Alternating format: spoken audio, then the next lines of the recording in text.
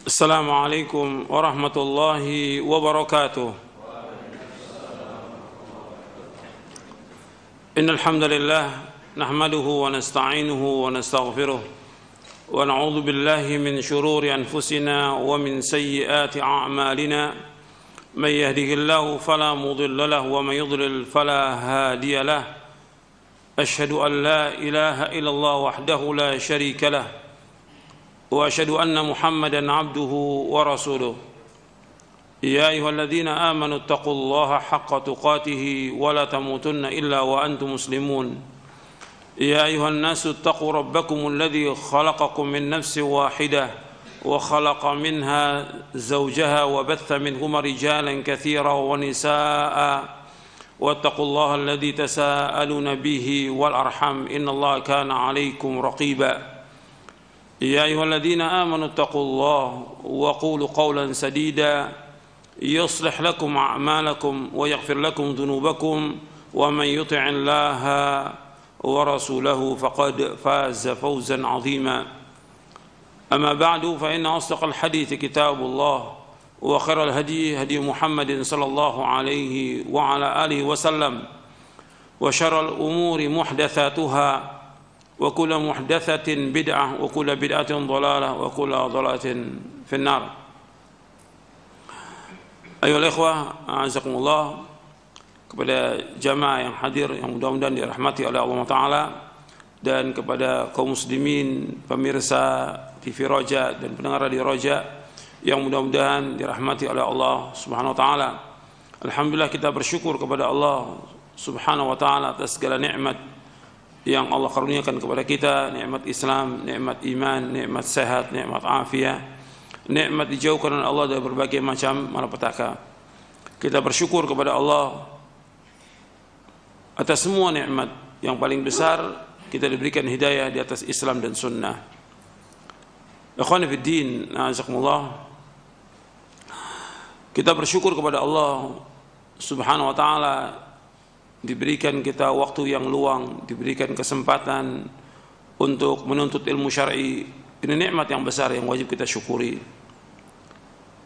Sebab dengan kita menuntut ilmu,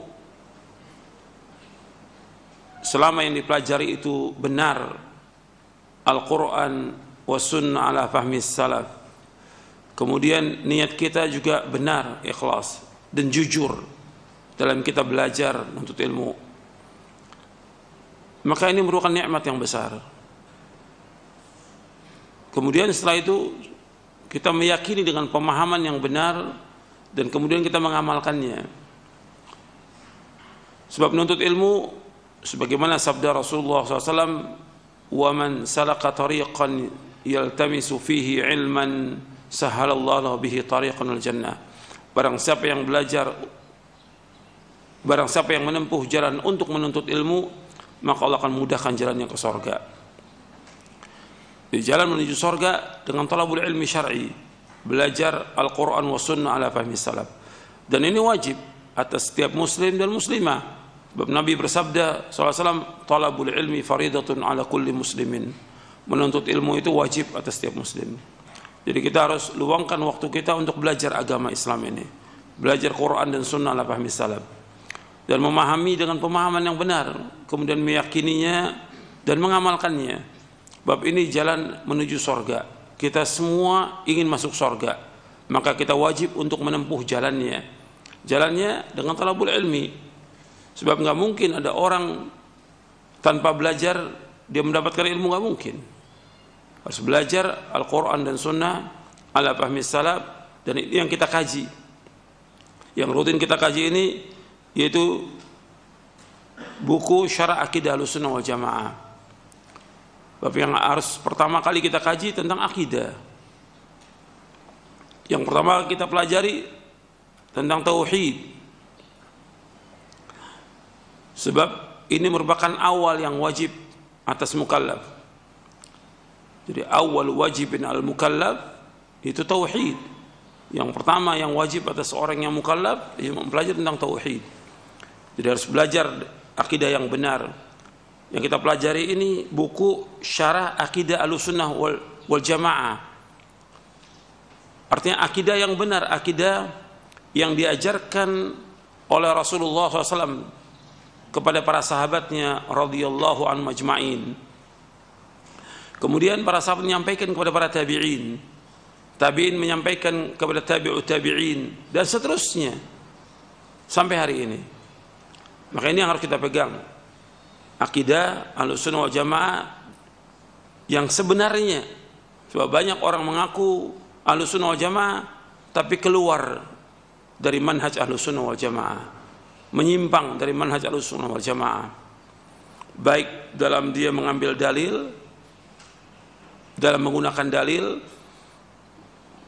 baik dalam masalah tauhid ar-rububiyah, tauhid al-uluhiyah, maupun tauhid asma wa sifat.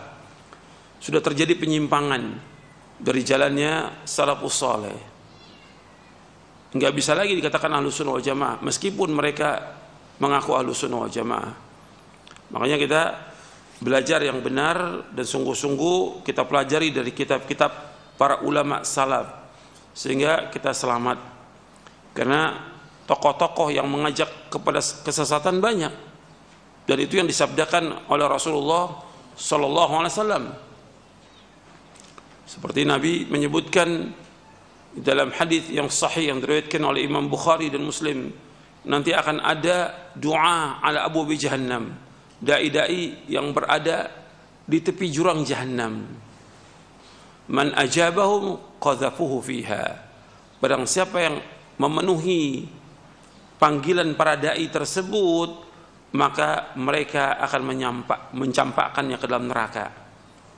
Jadi Nabi SAW sudah menyebutkan nanti akan ada dai-dai yang berada di tepi jurang jahannam, yang mengajak manusia kepada kesyirikan, mengajak manusia kepada kekufuran, mengajak manusia ke neraka. Dan Nabi juga SAW bersabda dalam hadis yang sahih yang diriwayatkan oleh Imam Abu Dawud dan yang lainnya dari sahabat Thauban radhiyallahu an, inna akhwafa ma akhafu ala ummati ala immatal mudhillin. Sesungguhnya yang paling aku takuti atas umatku imam-imam yang menyesatkan, tokoh-tokoh yang menyesatkan, dai-dai yang menyesatkan. Nabi menyebutkan dengan kalimat a'immatal mudhillin, imam-imam yang menyesatkan. Hadis ini sahih.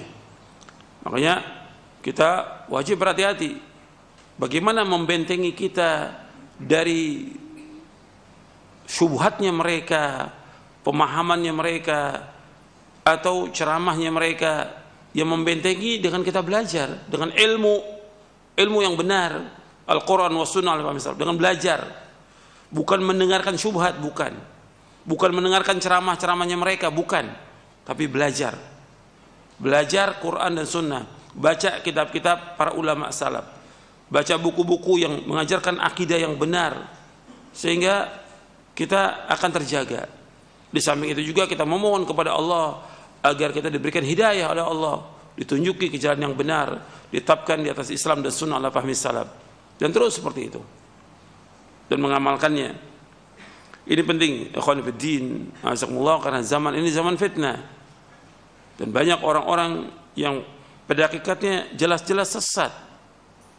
Seorang itu bisa menilai ketika dia orang yang berilmu, tahu ini. Sama seorang dokter menilai dokter ini enggak benar, ya dokter juga yang nilai. Seorang ahli teknik dia enggak benar, dinilai oleh ahli teknik yang lain. Begitu juga ketika kita melihat dai-dai itu sesat, ya tentu yang menentukan itu para dai. Artinya orang berilmu yang paham tentang Quran dan Sunnah, ini orang sudah menyimpang dari jalan yang lurus, dan ini berbahaya buat umat Islam. Makanya kita wajib hati-hati. Dengan apa? Dengan belajar. Antum sibukkan dengan belajar, sibukkan dengan ilmu, sibukkan dengan membaca kitab-kitab para ulama, sibukkan dengan membaca buku-buku yang bermanfaat. Itu yang paling penting. Dan kemudian mengamalkan. Ini yang paling penting yang perlu saya sampaikan kepada antum, karena banyak yang sibuk dengan media sosial, kemudian mendengarkan ceramah-ceramahnya ahlul bid'ah, kemudian sesat.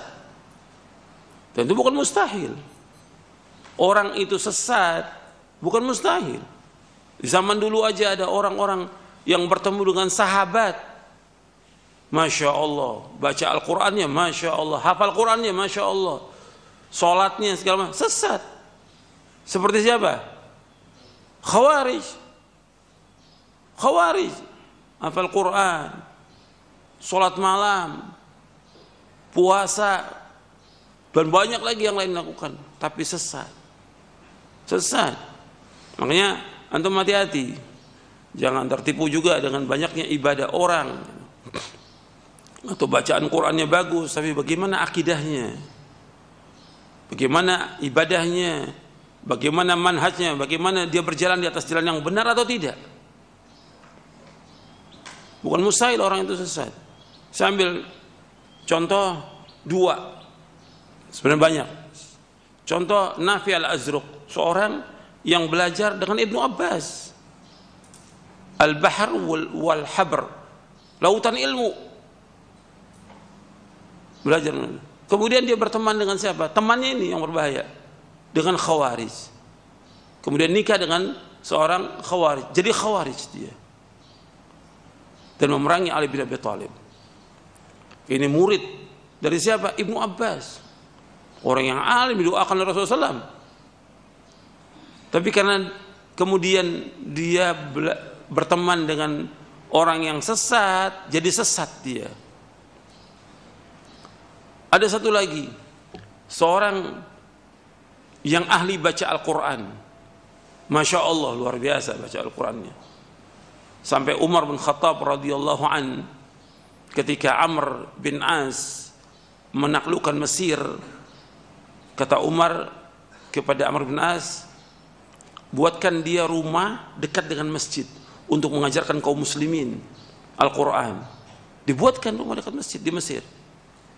Namanya orang ini Abdurrahman bin Muljam Al-Muradi. Kemudian bagaimana? Kemudian dia berteman juga dengan Khawarij. Akhirnya orang yang ahli baca Al-Quran, ahli ibadah, kemudian dia membunuh Ali bin Abi Thalib radhiyallahu anhu. Dia awal hidupnya Masya Allah hafal Quran. Kata Al-Hafidh Ibnu Hajar Asqalani, wa khutima bisyarrin. Kemudian ditutup kehidupannya dengan apa? Dengan kejelekan, su'ul khatimah. Dia membunuh ahli surga, Khalifatul Rashid Ali bin Abi Thalib radhiyallahu anhu, yang Allah dan Rasulnya mencintai Ali bin Abi Thalib. Allah dan Rasul mencintai Ali bin Abi Thalib. Ahli jannah, dibunuh oleh Abdurrahman bin Muljam Al-Muradi. Akhirnya gimana? Jadi qisas, dibunuh dia. Dibunuh. Berarti di sini kata para ulama, dia mati dalam keadaan su'ul khatimah. Membunuh orang biasa aja itu berat hukumnya di akhirat. Orang muslim biasa dibunuh, berat hukum di akhirat. Sampai dalam satu riwayat disebutkan Allah nggak akan menerima taubatnya orang yang membunuh seorang muslim. Nggak diterima taubatnya. Sampai seperti itu. Sekarang yang dibunuh Khalifatul Rashid Ali bin Abi Thalib radhiyallahu an. Jadi ini jadi ibrah pelajaran. Antum belajar yang benar, Quran Sunnah Fahmi Salaf, yakini, amalkan. Jangan cari teman ahlul bid'ah. Jangan cari teman ahlus syirik. Jangan cari teman ahlus syubuhat. Banyak memang teman yang ngajak untuk ngaji juga, tapi antum hati-hati. Bukan mustahil orang itu bisa sesat. Hafal Quran bisa sesat. Dekat dengan Umar bisa sesat. Dekat dengan Ibnu Abbas bisa sesat. Bukan mustahil. Ini hidup nih, hati-hati. Allah muqallibal qulub, maka kita berdoa, ya muqallibal qulub tsabbit qalbi ala dinik. Sampai sini jelas. Ini muqaddimah. Kau jadikan materi muqaddimah ini perlu waktu 2 jam. Ya. Tapi ini muqaddimah insyaallah manfaat, jadi pelajaran. Nikmat Islam dan sunnah, nikmat yang paling besar. Maka antum betul-betul pelajari, yakini, fahami, amalkan. Dan bertanya kepada ahlul ilm. Jangan jalan sendiri, nanti sesat. Ya khonifuddin, azakumullah.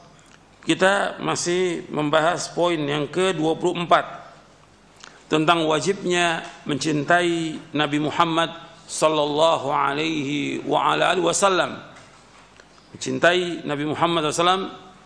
Pada pekan yang lalu saya jelaskan tentang wajibnya kita untuk mentaati Rasulullah SAW. Kita wajib untuk ittiba kepada beliau. Kita wajib untuk taat kepada beliau dengan mutlak. Kita wajib tunduk kepada perintahnya dan menjauhkan larangannya. Kita wajib taslim. Antum lihat catatan antum itu. Itu sudah saya bahas poin-poinnya. Sekarang kita masuk yang keempat dari wajibnya mencintai Nabi Muhammad SAW.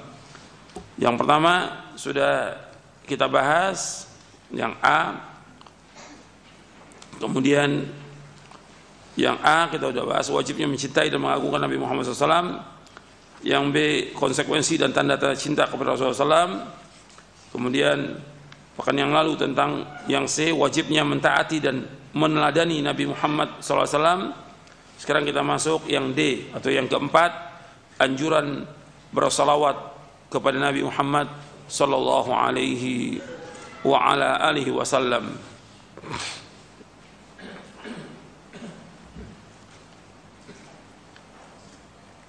Untuk melihat di halaman 264.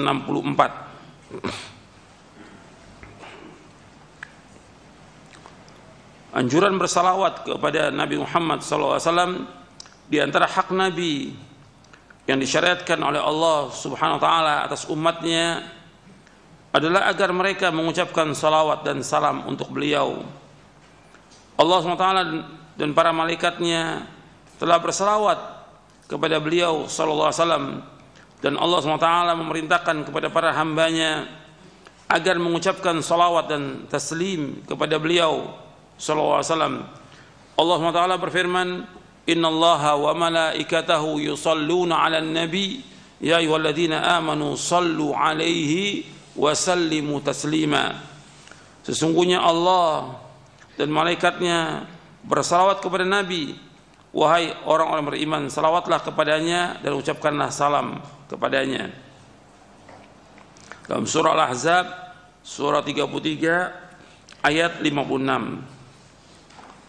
Di sini disebutkan Allah dan malaikat bersalawat kepada Nabi sallallahu alaihi wasallam.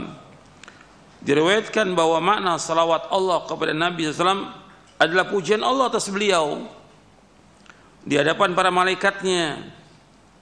Sedangkan salawat malaikat berarti mendoakan beliau, dan salawat umatnya berarti permohonan ampun bagi beliau sallallahu alaihi wa ala alihi wasallam. Ini ada riwayatnya, disebutkan ada beberapa riwayat, dan Al-Hafidh Al-Imam Ibnu Qayyim menyebutkan dalam kitabnya Jala'ul Afham fi fadli salati wassalami ala Muhammad khairil anam. Itu bukunya tebal yang ditahqiq dan ditakhrij oleh Syekh masyhur Hasan Salman. Itu disebutkan riwayat tentang makna salawat Allah kepada Nabi SAW ada pujian Allah kepada beliau di hadapan para malaikatnya. Salawat malaikatlah mendoakan beliau, dan salawat umatnya berarti permohonan ampun bagi beliau. Di dalam ayat di atas Allah SWT telah menyebutkan tentang kedudukan hamba dan Rasulnya Muhammad SAW pada tempat yang tertinggi, bahwasanya Allah memuji beliau SAW di hadapan para malaikat yang terdekat, dan bahwa para malaikat mendoakan untuknya. Lalu Allah memerintahkan segenap penghuni alam ini untuk mengucapkan salawat beserta salam atas beliau, sehingga bersatulah pujian untuk beliau di alam yang tertinggi dengan alam yang terendah. Adapun makna kalimat ucapkanlah salam, wa yusallimu taslim wa sallimu taslima, ya ayyuhalladzina amanu sallu alaihi wa sallimu taslima. Makna ucapkanlah salam untuknya adalah berilah beliau penghormatan dengan penghormatan Islam, dan jika bersalawat kepada Nabi Muhammad SAW maka adalah seorang menghimpunnya dengan salam untuk beliau. Karena itu tidak membatasi, karena itu hendaknya tidak membatasi dengan salah satunya saja. Misalnya dengan mengucapkan sallallahu alaihi semoga salawat dilemparkan untuk beliau, atau mengucapkan alaihi salam, semoga dilemparkan untuk beliau keselamatan. Jadi digabung wassalatu wassalamu ala Rasulillah, atau Allahumma salli wa sallim ala nabina Muhammad, atau sallallahu alaihi wasallam. Karena Allah memerintahkan untuk mengucapkan keduanya. Jadi tidak hanya sallallahu alaihi aja atau alaihi salam, tidak, tapi sallallahu alaihi wasallam. Jadi mengucapkan salawat untuk Nabi SAW diperintahkan oleh syariat pada waktu-waktu yang dipentingkan, baik yang hukumnya wajib atau sunnah muakkadah. Dalam kitab Jala'ul Afham fi fadli salati wassalami ala Muhammad khairul anam oleh Al-Imam Ibnu Qayyim menyebutkan 40 waktu atau tempat untuk salawat. Beliau rahimahullah memulai dengan sesuatu yang paling penting, yakni ketika salat di akhir tasyahud. Di waktu tersebut para ulama sepakat tentang disyariatkannya bersalawat untuk Nabi SAW. Namun mereka berselisih tentang hukum wajibnya. Di antara waktu yang lain disebutkan di akhir kunut, kemudian pada saat khutbah seperti khutbah Jumat, hari raya dan istisqa. Kemudian setelah menjawab muadzin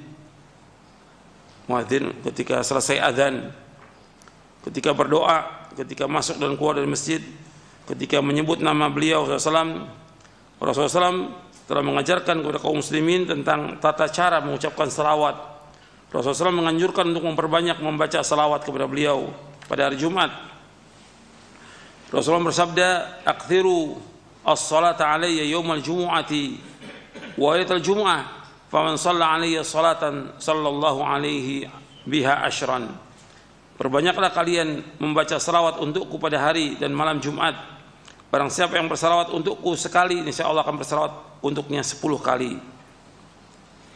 Ini hadis ini hasan, diriwayatkan oleh Imam Baihaqi dalam sunannya dari sahabat Anas bin Malik radhiyallahu an.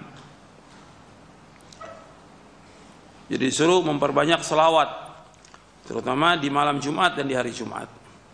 Dan orang yang bersalawat kepada Nabi Muhammad SAW mendapatkan 10 salawat.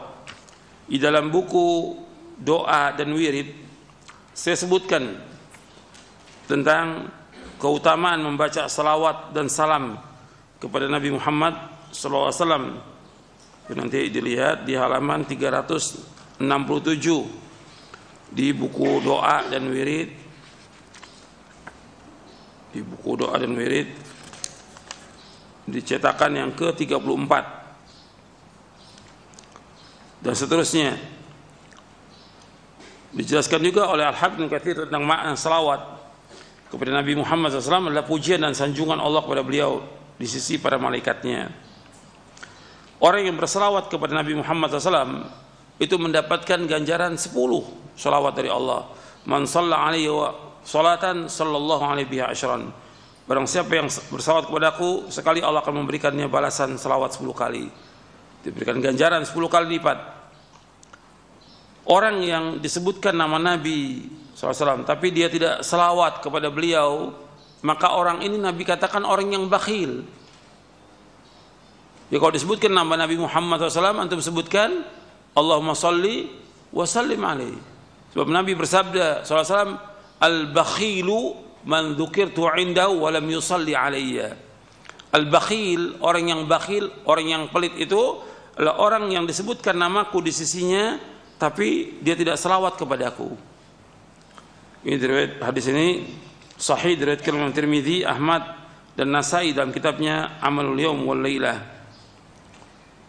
Bahkan Nabi pernah menyebutkan celaka, siapa yang celaka, yaitu orang yang disebutkan namaku tapi dia tidak bersalawat kepadaku. Makanya untuk memperbanyak salawat kepada Rasulullah sallallahu alaihi wasallam. Justru kalau kita ngaji seperti ini, nuntut ilmu ini, kita akan banyak salawat kepada Rasulullah sallallahu alaihi wasallam. Orang yang belajar hadis Nabi ya adalah orang yang paling banyak salawat kepada Rasulullah sallallahu alaihi wasallam. Dan setiap kita salawat dan salam itu akan disampaikan oleh malaikat kepada Nabi Muhammad sallallahu alaihi wasallam. Rasulullah bersabda, "Innalillahi malaikatan sayyahin fil ard yuballighuni min ummati salam." Sungguh Allah mempunyai para malaikat yang senantiasa berkeliling di muka bumi yang akan menyampaikan salam kepadaku dari umatku. Hadis ini sahih diriwayatkan oleh Imam Nasa'i, Ahmad, Ad-Darimi, Ibnu Hibban dalam kitabnya Mawadud Dhama'an dan Al-Hakim dalam kitabnya Al-Mustadrak dari sahabat Abdullah bin Mas'ud radhiyallahu an. Rasulullah SAW juga bersabda, "Ma min ahadin yusallimu alayya illa raddallahu alayya ruhi hatta arudda alaihi salam." Tidaklah seorang mengucapkan salam kepadaku melainkan Allah mengembalikan ruhku kepadaku supaya aku bisa membalas salam tersebut. Hadis ini hasan diriwayatkan oleh Imam Abu Daud, Ahmad, Baihaqi dari Abu Hurairah radhiyallahu anhu. Dan ini kekuasaan Allah yang diberikan kepada Nabi SAW, artinya untuk bisa menjawab salam. Tentang kaifiatnya kita nggak tahu, karena alamnya juga berbeda, alam barzakh.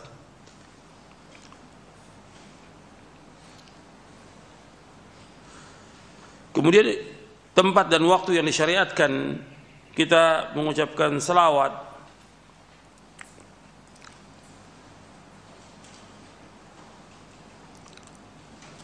ini bukan pembatasan.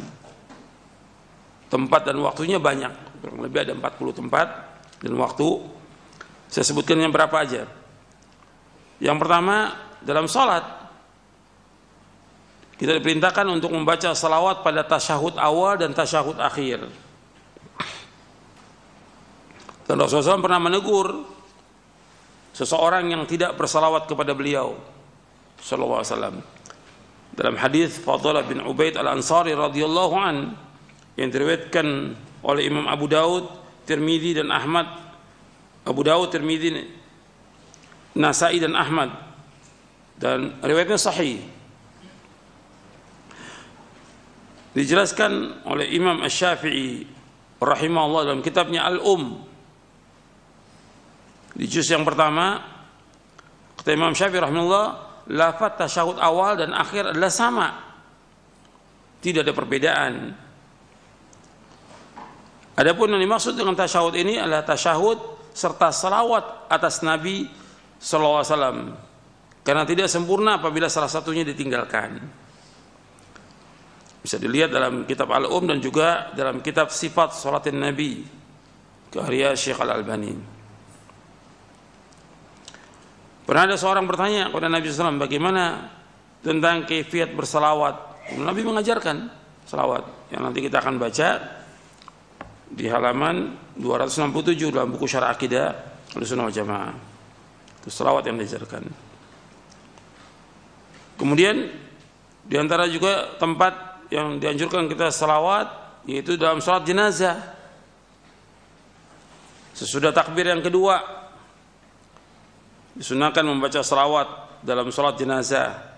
Sesudah takbir yang kedua, berkenaan hadis yang masyhur dari Abu Umamah bin Sahal bin Hunayf radhiyallahu an yang diriwayatkan oleh Imam Syafi'i dalam kitabnya Ibnu Jarud dalam kitabnya Al-Muntaqa, Al-Hakim dalam kitabnya Al-Mustadrak, dan Baihaqi dalam sunannya dan lainnya. Jadi salat jenazah itu ada 4 takbir. Yang pertama, takbir yang pertama baca Al-Fatihah, takbir yang kedua baca salawat, takbir yang ketiga baca doa, yang keempat doa kemudian salam. Itu. Hanya 4 takbir aja. Tapi kalau kita lihat di zaman pandemi ini macam-macam orang yang nggak pernah sholat jenazah pakai ruku, ya karena nggak pernah sholat dia, jadi aneh. Gitu. Jadi hanya 4 takbir aja, nggak ada ruku, nggak ada sujud, 4 takbir aja berdiri, 4 takbir. Kemudian yang ketiga, di antara tempat dan waktu yang disyariatkan dalam khutbah seperti khutbah Jumat, khutbah Idul Fitri, khutbah Idul Adha, khutbah Istisqa dan yang lainnya. Kemudian yang keempat, setelah menjawab azan. Jadi sunahkan ketika kita menjawab azan, kemudian juga ketika kita menjawab azan ini ada kita membaca salawat kepada Nabi sallallahu alaihi wa ala alihi wasallam. Di dalam buku doa dan wirid di halaman 204 sampai 206 itu ada 5 hal yang disunahkan bagi kita ketika azan dikumandangkan. Yang pertama, menjawab azan seperti yang diucapkan oleh muadzin, kecuali hayya 'alas shalah, hayya 'alal falah dijawab dengan la haula wala quwwata illa billah. Kemudian yang kedua, sesudah muadzin mengumandangkan azan, maka kita mengucapkan wa ana asyhadu an la ilaha illallah wahdahu la syarikalah wa asyhadu anna muhammadan abduhu wa rasuluh raditu billahi rabba wa bi muhammadin rasula wa bil islami dina. Itu yang kedua setelah selesai muadzin mengumandangkan azan. Yang ketiga, membaca salawat kepada Rasulullah sallallahu alaihi wasallam. Seperti Allahumma shalli wa sallim ala nabiyina Muhammadin sallallahu alaihi wasallam. Yang keempat, membaca doa sudah azan. Allahumma rabb hadhihi al-ta'amah wa salatul qa'imah ati Muhammadanil wasilata wal fadilah wa ba'athu maqaman mahmudan alladhi wa'adta. Kemudian yang kelima, disunahkan berdoa antara azan dan iqamah, karena doa antara azan dan iqamah makbul. Ad-du'a la yuraddu bainal azan wal iqamah. Doa itu tidak akan ditolak antara azan dan iqamah. Itu yang keempat. Ya, pembahasan kita yang keempat, tempat dan waktu disyaratkan selawat. Yang kelima, ketika berdoa. Ketika kita berdoa, itu ada penjelasan di halaman 371 di buku doa dan wirid. Buku doa dan wirid. Ketika kita berdoa ini ada 3 cara. Bisa kita salawat sebelum berdoa, memuji Allah, kemudian bersalawat kepada Nabi Muhammad SAW. Yang kedua, dari yang kelima ini, salawat bisa di awal, di pertengahan, atau di akhir doa. Atau yang ketiga, salawatnya di akhir. Jadi yang pertama di awal, yang kedua di tengah, yang ketiga di akhir. Sebab doa ini salawat ini dianjurkan ketika berdoa. Dalam hadis Fadhalah bin Ubaid radhiyallahu an, Nabi SAW bersabda, apabila seseorang dari kalian berdoa, mulailah dengan memuji Allah dan menyanjungnya. Lalu ucapkanlah salawat kepada Nabi, kemudian berdoalah menurut apa yang ia kehendaki. Hadis ini sahih dari Imam Ahmad, Abu Daud, Nasai dan yang lainnya. Begitu juga doa hamba terhalang sampai diucapkan salawat kepada Nabi SAW. Kemudian di antara yang disunahkan salawat lagi ketika masuk dan keluar masjid. Ketika masuk dan keluar masjid. Jadi seorang ketika masuk masjid, keluar masjid membaca doa. Di buku doa wirid itu ada di halaman 202, 203.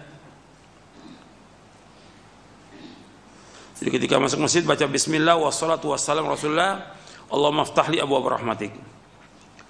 Keluar masjid baca bismillah wassalatu wassalamu rasulullah Allahumma inni as'aluka min fadlik Allahumma asimni minasyaitonir rajim. Kemudian setiap duduk di majelis, setiap duduk majelis itu selawat. Saat berkumpul berapa orang dan juga sebelum berpisah kita salawat kepada Rasulullah SAW. Sebab ketika orang itu tidak salawat, maka selesainya dia di hari kiamat akan membawa kepada penyesalan. Di dalam hadis Nabi SAW,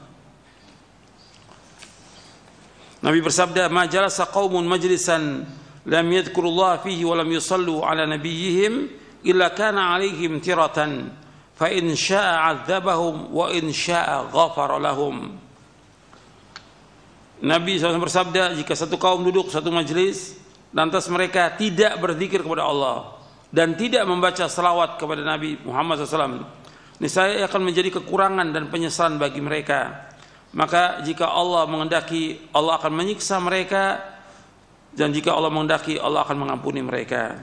Hadis ini sahih, diriwayatkan oleh Imam Tirmidzi, Ahmad, dari sahabat Abu Hurairah radhiyallahu anhu. Bisa dilihat dalam silsilah hadis as-sahihah di juz yang pertama. Artinya setiap kita duduk di majelis itu dianjurkan berzikir dan membaca salawat kepada Rasulullah SAW.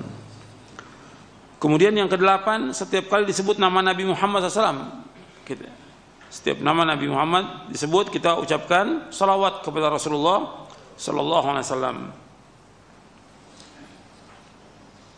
Nabi menyebutkan orang yang tidak membaca salawat kepada Nabi ketika disebutkan nama beliau, maka orang itu orang yang rugi, hina dan celaka. Ragima anfu rajulin dzukirtu indahu wa lam yusalli alayya. Hina dan rugi serta kecewalah seorang yang disebut namaku di sisinya, akan tapi ia tidak bersalawat kepadaku. Hadis ini sahih, diriwayatkan oleh Imam Tirmidzi dan Hakim dari sahabat Abu Hurairah radhiyallahu anhu. Dan juga hadis yang tadi, al-bakhilu man dzukirtu indahu wa lam yusalli alayya. Orang yang bakhil itu yang disebutkan namaku tapi tidak salawat kepadaku. Kemudian yang ke-9, pada waktu malam Jumat dan pada hari Jumat, Nabi bersabda SAW, "Akthiru as-salata alayya yawmal jum'ati wa lailatal jum'ah, faman shalla alayya salatan sallallahu alaihi asyran." Perbanyaklah oleh kalian salawat kepadaku pada hari Jumat dan malam Jumat, karena barang siapa yang salawat kepadaku 1 kali, Allah akan bersalawat kepadanya 10 kali. Dan hari Jumat mempunyai keutamaan banyak sekali. Kemudian yang ke-10, ketika di Safa dan Marwa, itu diantara tempat-tempat salawat. Imam Ibnu Qayyim menyebutkan kurang lebih ada 40. Saya sebutkan di sini ada 10 untuk membaca salawat. Kemudian apa manfaatnya kita membaca salawat ini? Apa manfaatnya? Untuk melihat di Syarah Aqidah di halaman 266. Di Syarah Aqidah yang sedang kita bahas ini, halaman 266. Kemudian Al-Imam Ibnu Qayyim rahimahullah menyebutkan beberapa manfaat dari kita mengucapkan salawat kepada Nabi Muhammad sallallahu alaihi wasallam. Di antara manfaatnya, dari puluhan manfaat itu, yang pertama, salawat merupakan bentuk ketaatan kepada perintah Allah. Karena yang menyuruh kita bersalawat kepada Nabi siapa? Allah. Innallaha wa malaikatahu yusalluna 'alan nabi ya ayyuhalladzina amanu sallu 'alaihi wa sallimu taslima. Allah merintahkan. Perintah wajib ini untuk dilaksanakan, untuk bersalawat dan mengucapkan salam kepada Rasulullah sallallahu alaihi wasallam. Kemudian yang kedua, di antara manfaatnya mendapatkan 10 kali salawat dari Allah bagi yang bersalawat sekali untuk beliau. Man shalla alaihi wahidan sallallahu alaihi biha asyran. Mendapatkan 10 kali. Yang ketiga, diharapkan dikabulkannya doa apabila dahulu dengan salawat tersebut. Jadi kalau kita berdoa dengan salawat itu, Allah akan kabulkan doa kita. Yang keempat, salawat merupakan sebab mendapatkan syafaat dari Nabi Muhammad SAW. Jika ketika kita mengucapkan salawat diiringi dengan permohonan kepada Allah agar memberikan wasilah kedudukan yang tinggi pada beliau nanti pada hari kiamat. Tapi antum yang perhatikan ya, yang pokok, yang dasar, yang prinsip seseorang mendapatkan syafaat dari Nabi Muhammad SAW adalah tauhid. Perhatikan itu. Makanya ketika Abu Hurairah bertanya kepada Rasulullah SAW, kata Abu Hurairah radhiyallahu anhu, "Ya Rasulullah, siapakah orang yang paling bahagia dengan syafaat pada kiamat?" Nabi menjawab SAW, "As'adun nasi bi syafaati yaumal qiyamati man qala la ilaha illallah khalisan min qalbi." Orang yang paling bahagia dengan syafaat pada hari kiamat yaitu orang mengucapkan kalimat la ilaha illallah dengan ikhlas dari hatinya. Hadis ini sahih dari Imam Bukhari. Artinya dasarnya orang mendapatkan salawat, artinya dasarnya orang mendapatkan syafaat Nabi Muhammad SAW yaitu dia bertauhid kepada Allah, mentauhidkan Allah. Kemudian baru setelah itu dia melaksanakan ibadah-ibadah kepada Allah, kemudian dia memperbanyak selawat kepada Nabi. Kan kalau orang yang banyak selawat tapi dia berbuat syirik kepada Allah, menyekutukan Allah, yang nggak akan dapat syafaat. Dia banyak selawat kepada Nabi, tapi dia justru melakukan perbuatan-perbuatan bid'ah dan mengajak orang untuk berbuat bid'ah. Bagaimana akan selawat kepada Nabi? Bagaimana akan dapat syafaat dari Nabi Muhammad SAW? Jadi syaratnya dia harus betul-betul mentauhidkan Allah, mengikhlaskan ibadah kepada Allah. Kemudian yang kelima, salawat merupakan sebab diampuninya dosa-dosa. Soal dalil-dalilnya ini nanti bisa dilihat dalam kitab Jala'ul Afham fi fadli salatu wassalami ala Muhammad khairil anam oleh Imam Nuqayyim. Kemudian yang keenam, salawat merupakan sebab sehingga Nabi SAW menjawab orang yang mengucapkan salawat dan salam kepadanya. Kemudian tidak dibenarkan kita mengkhususkan waktu dan cara tertentu dalam salawat dan memuji beliau. Ini umum sifatnya. Setiap waktu, setiap tempat kita salawat kepada Nabi SAW. Tapi tidak dibenarkan kita mengkhususkan waktu dan cara tertentu dalam bersalawat dan memuji beliau SAW, kecuali berdasarkan dalil-dalil yang sahih dari Al-Quran Sunnah. Para ulama Ahlussunnah telah banyak meriwayatkan lafaz-lafaz salawat yang sahih, sebagaimana yang telah diajarkan Rasul kepada para sahabatnya radhiyallahu anhum ajma'in. Jadi nggak boleh membuat salawat tertentu, nggak boleh. Sama nggak boleh juga membuat zikir tertentu juga nggak boleh. Karena Nabi sudah jelaskan semuanya. Kewajiban kita untuk ittiba kepada Rasulullah SAW. Dan ini merupakan adab. Ini sudah saya jelaskan kemarin pekan yang lalu tentang adab kepada Allah, adab kepada siapa? Rasulullah. Yang ketiga adab kepada makhluk. Sudah saya jelaskan penjelasan Al-Imam Nuqayyim dari kitabnya Madarijus Salikin. Adab kepada Rasulullah SAW kita tinggal ittiba.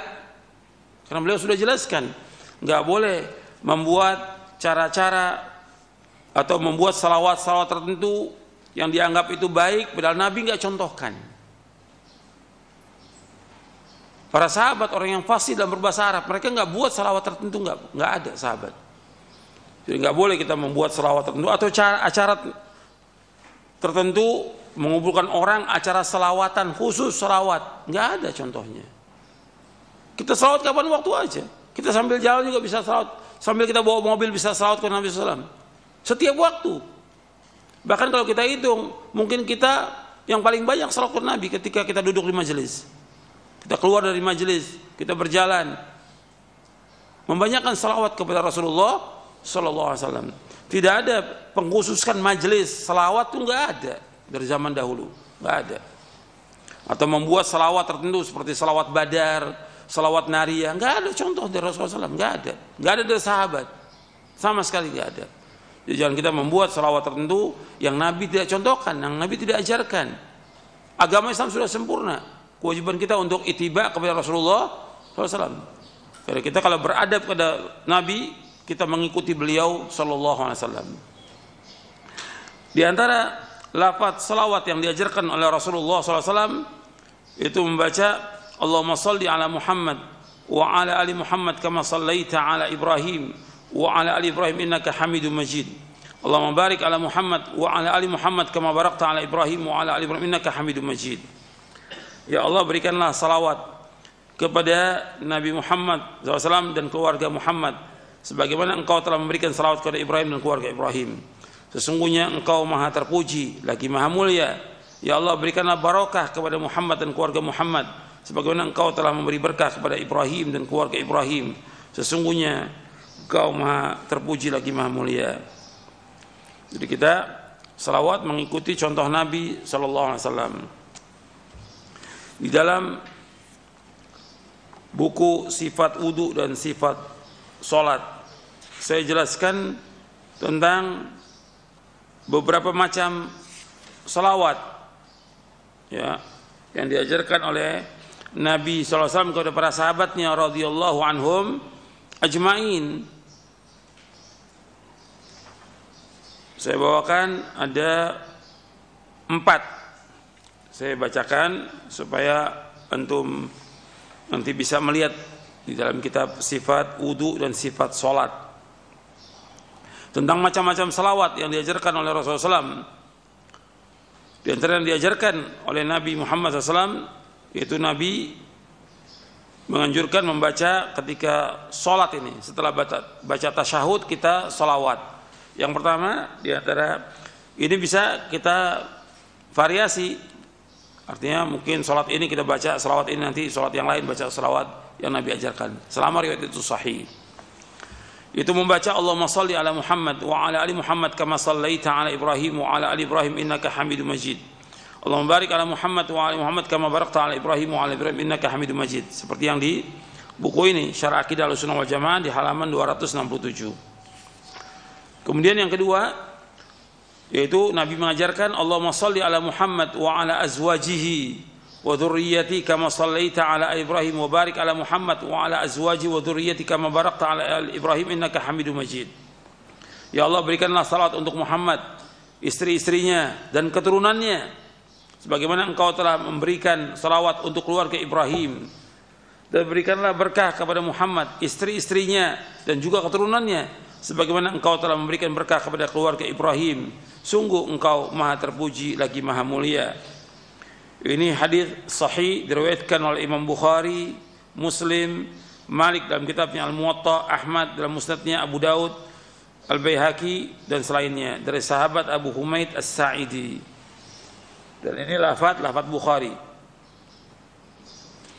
Yang ketiga, Nabi mengajarkan SAW, Allahumma salli ala Muhammadin wa ala ali Muhammad kama sallaita ala ali Ibrahim wa barik ala Muhammad wa ala ali Muhammad kama barakta ala ali Ibrahim fil alamin innaka Hamidum Majid. Ya Allah, berikanlah salawat untuk Muhammad dan keluarga Muhammad sebagaimana Engkau telah memberikan salawat untuk keluarga Ibrahim, dan berikanlah berkah kepada Muhammad dan keluarga Muhammad sebagaimana Engkau telah memberikan berkah kepada keluarga Ibrahim di seluruh alam. Sungguh Engkau Maha terpuji dan Maha mulia. Hadis ini sahih diriwayatkan oleh Imam Muslim, Imam Malik dalam Muwatta, Ahmad dalam musnadnya, Abu Daud, Tirmidzi, Nasai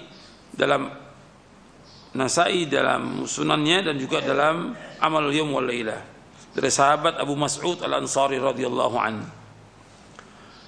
Kemudian yang keempat Nabi ajarkan sallallahu alaihi wasallam, Allahumma salli ala Muhammadin, Allahumma salli ala Muhammadin nabiyil ummi wa ala ali Muhammadin kama sallaita ala Ibrahim wa ala Ibrahim wa barik ala Muhammadin nabiyil ummi wa ala ali Muhammadin kama barakta ala Ibrahim wa ala ali Ibrahim innaka Hamidum Majid.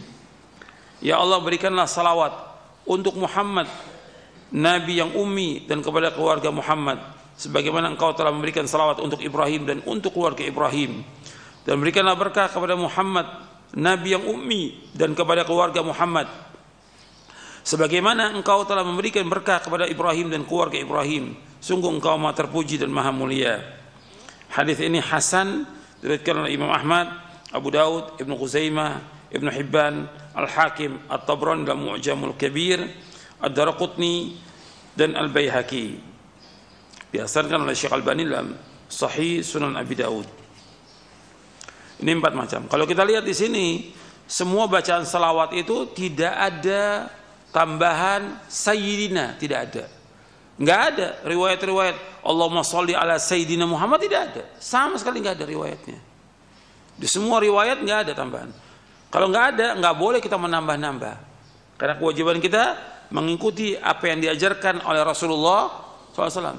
Dan ini termasuk adab kepada beliau SAW. Yang beliau ajarkan demikian. Dan sahabat-sahabat radhiyallahu anhum mengajarkan kepada para tabi'in dan kepada murid-muridnya, tidak ada tambahan Allahumma shalli ala sayyidina Muhammad, tidak ada. Kalau seandainya itu baik, kalau seandainya itu bagus, lau kana khairan la sabaquna ilaihi. Kalau seandainya itu baik, mereka lebih dahulu sudah melakukannya daripada kita. Mereka enggak lakukan itu. Dan enggak ada dalam semua kitab yang bahas tentang salawat lafaz sayyidina, tidak ada. Tidak ada kalimat Allahumma shalli ala sayyidina Muhammad, tidak ada. Enggak diajarkan oleh Rasulullah SAW, tidak diajarkan oleh sahabat. Kewajiban kita untuk apa? Ittiba. Jadi semoga salawat serta salam senantiasa Allah SWT limpahkan kepada Nabi Muhammad SAW yang mulia, kepada keluarga beliau, pada sahabat beliau, dan orang-orang yang mengikuti jejak beliau sampai hari kiamat. Ya, sampai di sini kajian kita, mudah-mudahan bermanfaat. Wassalamualaikum Muhammadin wa ala sahbihi ajma'in. Baik, kami ucapkan terima kasih untuk Al-Ustaz, jazakumullahu khairan, materi bahasan yang penuh manfaat yang telah disampaikan di kesempatan pagi hari ini. Ikhwatal Islam, untuk selanjutnya kita memasuki sesi interaktif. Di kesempatan pertama kami berikan ke telepon, kami persilahkan dan kami kembali sampaikan pertanyaan berkesesuaian dengan materi bahasan yang disampaikan oleh Al-Ustaz. Silahkan. Ya, halo. Yo, halo, assalamualaikum. Waalaikumsalam warahmatullahi wabarakatuh. Silakan, dengan siapa, dari mana Bapak? Dari Yadi, dari Lampung. Silakan Bapak. Tadi Pak Ustadz menjelaskan masalah sholawat contoh yang diajarkan oleh Nabi, yaitu sholawat Ibrahimiyah. Iya. Itu ada 4. Selain itu apa saja? Terus mengenai sholawat-sholawat seperti sholawat Nariyah, sholawat Badar, itu udah pernah saya tanyakan kepada ada di sini kelompok-kelompok terekot yang di belakang rumah ini, bahwa itu kan doa untuk Nabi, selagi katanya maknanya bagus bisa dipakai. Iya. Gitu. Bahkan di situ kan ada ketentuan barang siapa yang membaca 4.444 sekian pahalanya. Itu gimana itu Bos? Apakah mereka itu kan yang ngajarin bukan Nabi, itu gimana ini? Itu cara menjelaskannya itu. Baik Bapak. Begitu aja Bang. Terima kasih Pak. Barakallahu fiik. Assalamualaikum. Waalaikumsalam warahmatullahi wabarakatuh. Terima kasih Bapak. Silahkan Ustaz. Tentang pertanyaan tadi tentang salawat itu, saya sebutkan di dalam buku sifat wudhu dan sifat sholat ada 4. Kemudian bagaimana dengan salawat-salawat yang dibuat seperti salawat Nariyah, salawat Badar dan yang lainnya, yang mereka juga niatnya untuk mendapatkan pahala dan ganjaran.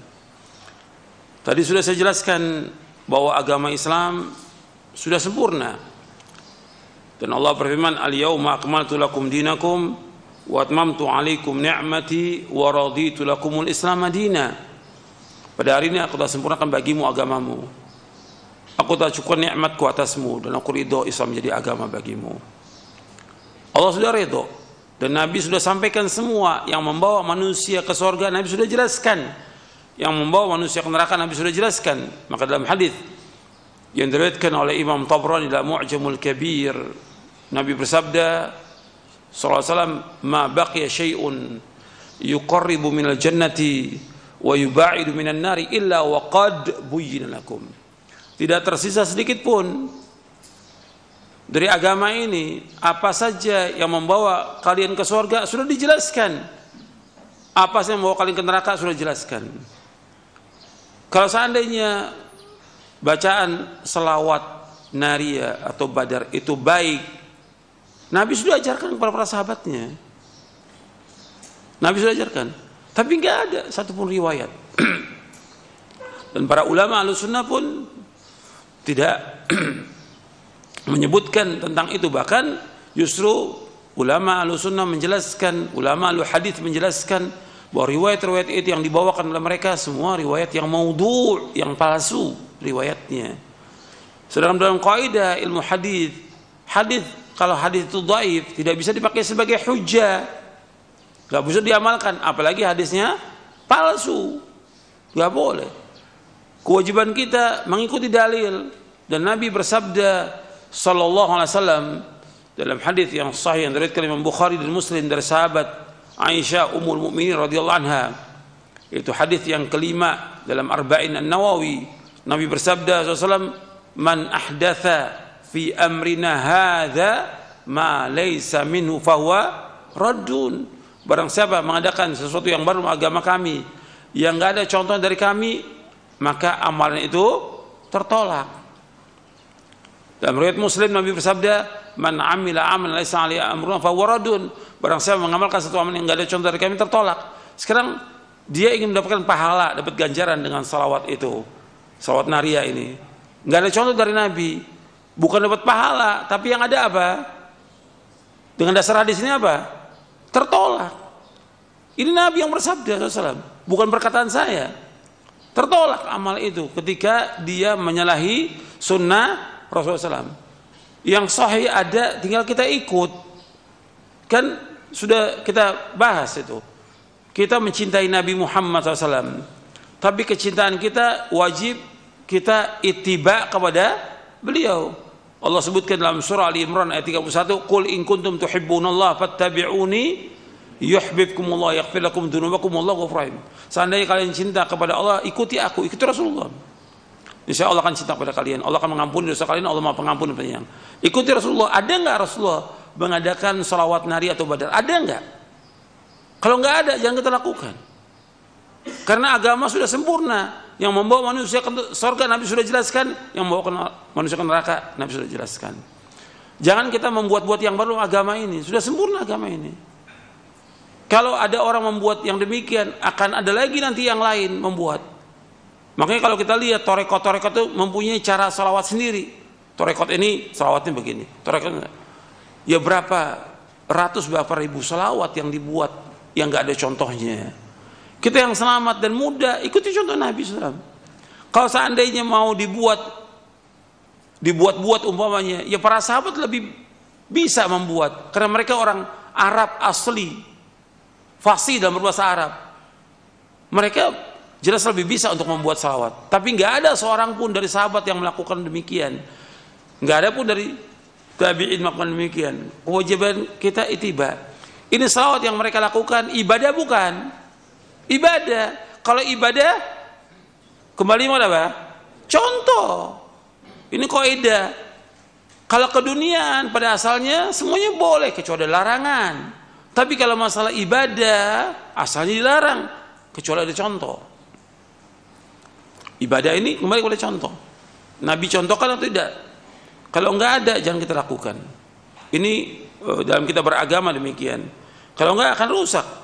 Nanti tentang kaidah-kaidah dalam zikir, berdoa, selawat ini ada di dalam buku doa dan wirid. Antum catat, nanti antum lihat dari mulai halaman 109. Apa kaidah-kaidah dalam kita berdoa, dalam kita berzikir, selawat itu ada di buku doa dan wirid dari mulai halaman 109 antum catat. Itu saya jelaskan tentang kaidah-kaidah itu dengan dalil-dalilnya sampai halaman 130. Dari halaman 109 sampai halaman 130. Antum lihat itu. Bagaimana kaidah dalam kita berdoa dan berzikir supaya kita nggak salah, supaya kita nggak menyimpang, supaya kita nggak sesat. Sebab kita ini umat Nabi Muhammad SAW, kita wajib mengikuti siapa? Nabi Muhammad SAW, bukan mengikuti ustadz, kiai atau yang lain. Wajib kita mengikuti Nabi Muhammad SAW. Itu akan selamat dunia dan akhirat. Yang lain silakan. Terima kasih jazakallahu khairan jawaban dan nasihat Al-Ustaz. Demikian Bapak di Lampung. Silakan di kesempatan kedua kami masih menerima melalui telepon 0218236543. Silakan. Iya, silakan sudah masuk Bapak atau Ibu? Assalamualaikum. Ya. Waalaikumsalam warahmatullahi wabarakatuh. Silakan pertanyaannya Ibu. Ya, terima kasih. Ana ingin bertanya, begini Ustadz, kalau di daerah kami ini mereka sering melakukan sholawat dengan membaca berjanji. Yang disebut berjanji itu yang dibacakan di acara akikah. Apakah itu ada tuntunannya atau tidak? Terima kasih atas penjelasannya. Wassalamualaikum warahmatullahi wabarakatuh. Waalaikumsalam warahmatullahi wabarakatuh. Terima kasih Ibu interaksinya. Silahkan Ustaz. Baca kitab-kitab tertentu dalam acara-acara yang dilakukan, yang dianggap itu ibadah, pembacaan kitab itu. Kembali kepada contoh. Contoh dari Nabi nggak ada seperti itu. Dan juga pembacaan selawat dalam acara akikah nggak ada contohnya. Jadi kita kembali kepada bagaimana Nabi melakukan SAW dan para sahabatnya. Di sini udah dihafal oleh kaum muslimin, bukannya Quran yang dihafal, ya kitab-kitab seperti itu dihafalkan. Kemudian dibaca pada waktu tertentu. Contohnya nggak ada. Kalau contoh nggak ada, jangan kita lakukan. Jadi nggak ada tuh acara akikah diadakan dengan apakah sholawatan, kajian dan segala macam. Di zaman Nabi SAW orang akikah di hari ke-7, kalau laki dipotong kambing 2 ekor, kalau perempuan 1 ekor kambing dibagikan.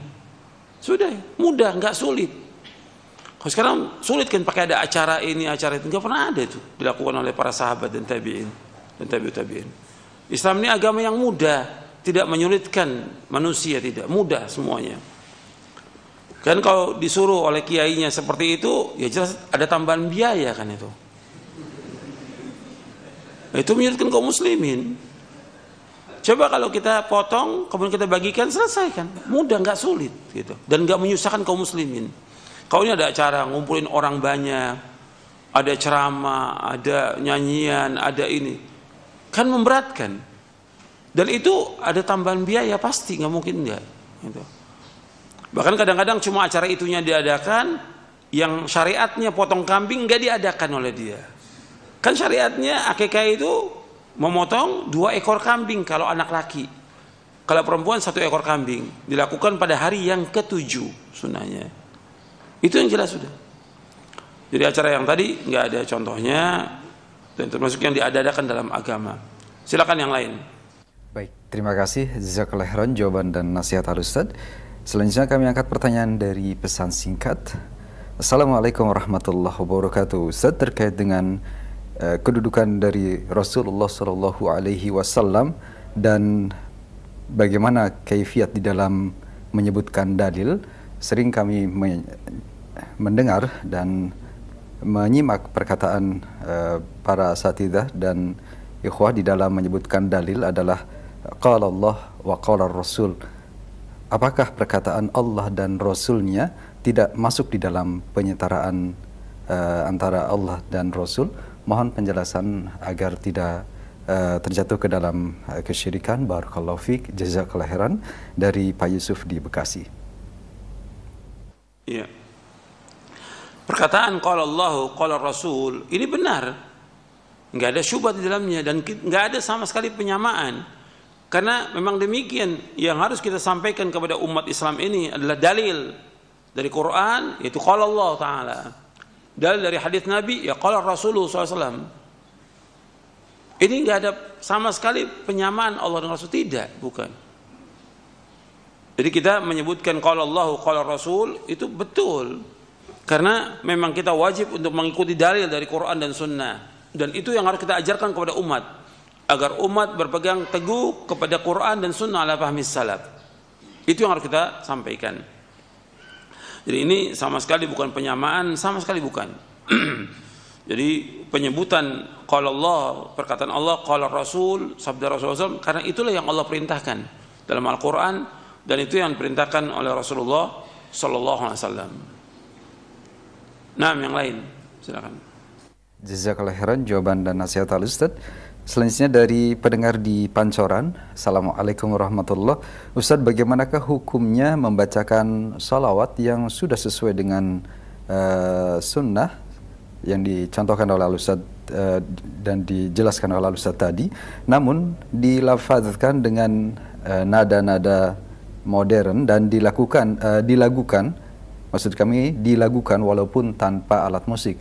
Apakah diperbolehkan hal ini? Jazakallahu khairan Ustaz.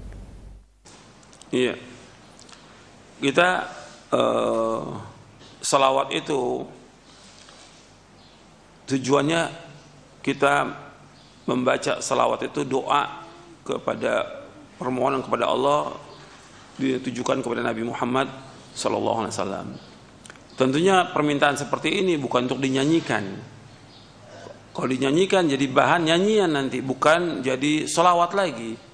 Kan memang di kita ini lebih senang semua serba dinyanyikan apa aja itu. Kalau kita lihat nggak ada tuh contoh seperti itu dan nanti bisa kita lihat. Saya belum lihat penjelasan fatwa-fatwa para ulama menjelaskan tentang apakah itu termasuk haram atau termasuk perbuatan yang bid'ah. Itu nanti bisa dilihat penjelasannya. Tujuan kita adalah mengucapkan salawat dan itu baik, tapi bukan untuk dinyanyikan, bukan untuk didendangkan. tapi untuk selawat kepada Nabi Muhammad sallallahu alaihi wasallam. Saya pikir cukup sampai di sini kajian kita, dan kajian ini kita bahas tentang cinta kepada Nabi Muhammad SAW. Ini penting sebab beliaulah yang kita ikut, dan beliau juga yang nanti kita akan ditanya tentang beliau nanti di alam kubur, di alam barzah. Jadi betul-betul kita harus perhatikan tentang kewajiban kita untuk mengikuti beliau. Adapun tentang selawat, ini pembahasan nanti bisa antum lihat lagi di bukunya Al-Imam Al-Qayyim Jalul Afham, begitu juga di buku Doa dan Wirid di dalam sifat wudu, sifat salat. Kalau kita perhatikan, justru kita ini yang mengajarkan umat untuk memperbanyak selawat kepada Rasulullah sallallahu alaihi wasallam. Cuma kita melarang ketika orang membuat cara-cara tertentu, selawat-selawat yang baru yang dibuat-buat, yang itu yang kita larang. Tapi justru mereka dari ahlul bid'ah menuduh kita ini anti selawatan. Padahal justru kita ini yang paling banyak selawat kepada Rasulullah SAW. Cuma kita nggak setuju dengan orang membuat cara-cara tertentu yang Nabi nggak contohkan, atau perayaan tertentu yang Nabi nggak contohkan. Karena ini ibadah, selawat inilah ibadah. Ketika ibadah harus kembali kepada apa? Dalil.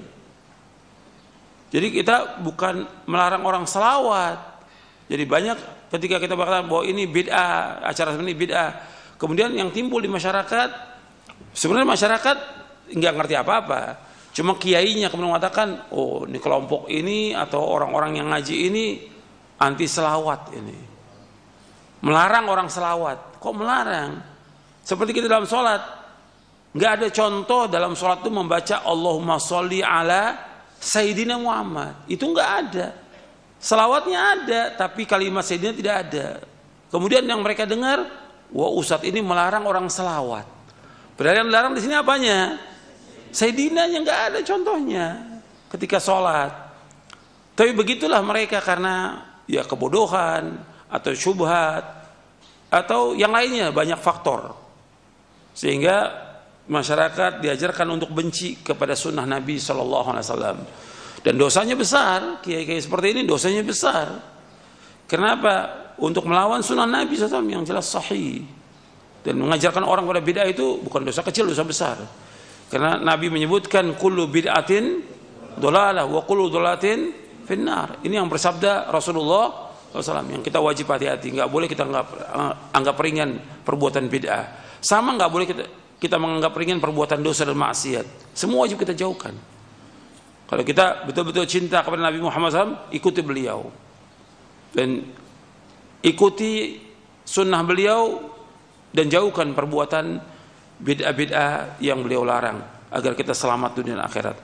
Itu saja yang bisa saya sampaikan, kurang lebihnya saya mohon maaf. Wassalamualaikum Muhammadin sallallahu alaihi wasallam wa akhiru da'wana alhamdulillahirabbil alamin. Subhanakallahumma bihamdik asyhadu an la ilaha illa anta astaghfiruka wa atubu ilaik. Assalamualaikum warahmatullahi wabarakatuh.